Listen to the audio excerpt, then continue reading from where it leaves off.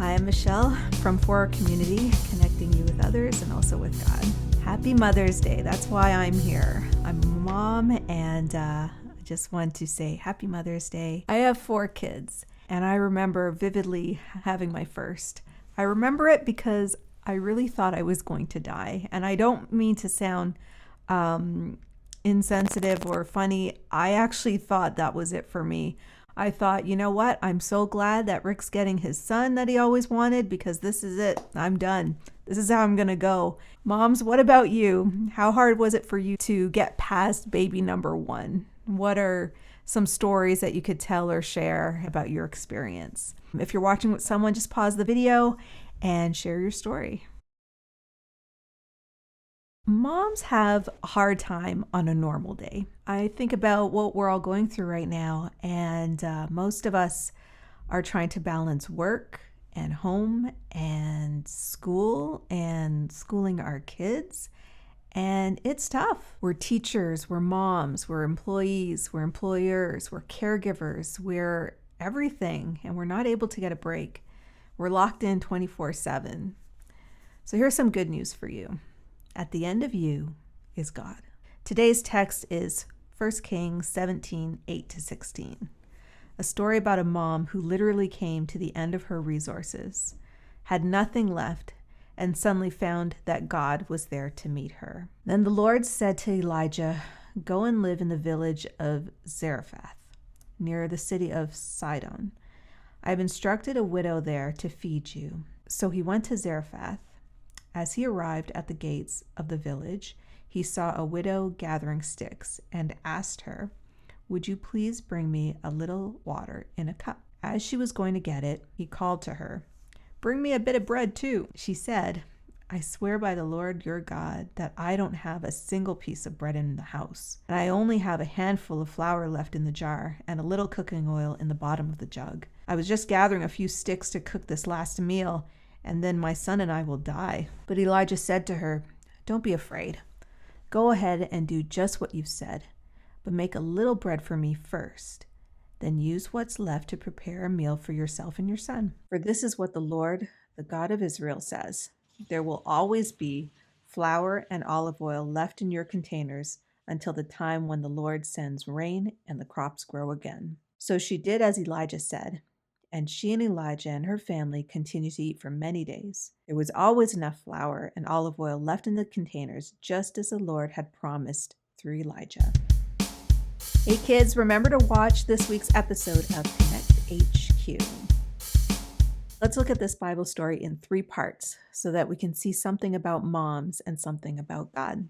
You know, mothers have impossible demands. I remember when I had my 3 kids, my third one was starting school, and I was working full-time at a job I really liked. It was a really good job. I was a full-time student as well. I was getting my business degree, and I was taking care of my 3 kids. So I was really balancing a lot, and I felt, okay, I can do this. I'm barely doing it, but I'm doing it.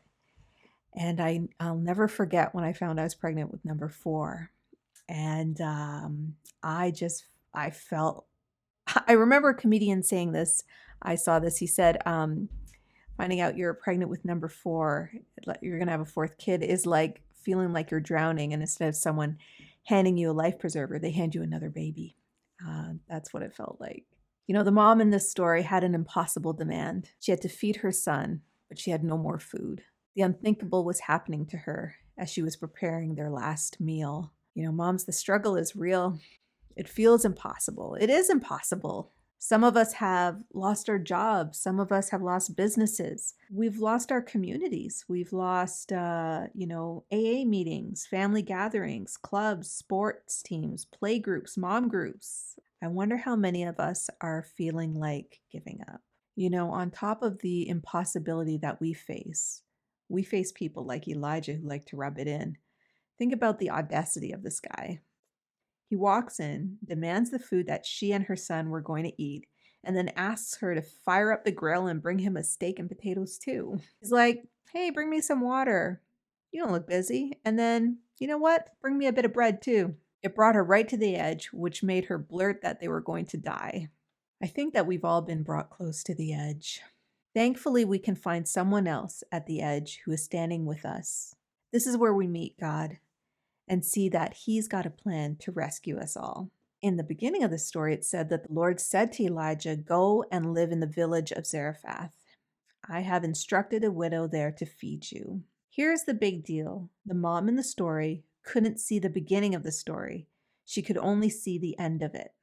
Her end was the last meal. The beginning of the story, though, was God. It's possible that many of us are having a really hard time seeing the beginning of our current story. We're just hoping that it has a good ending. At the beginning of this story is God and His loving plan. At the beginning of your story is also God and His loving plan for you. His plan has always been to walk with you in all your pain and challenges.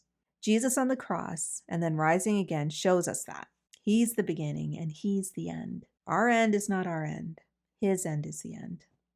And His end says that everyone who is following Jesus walks with God right now and will walk with God forever. So moms, our hope isn't found in ourselves. It's found in our ongoing relationship with Jesus. It's okay to feel tired and worn out.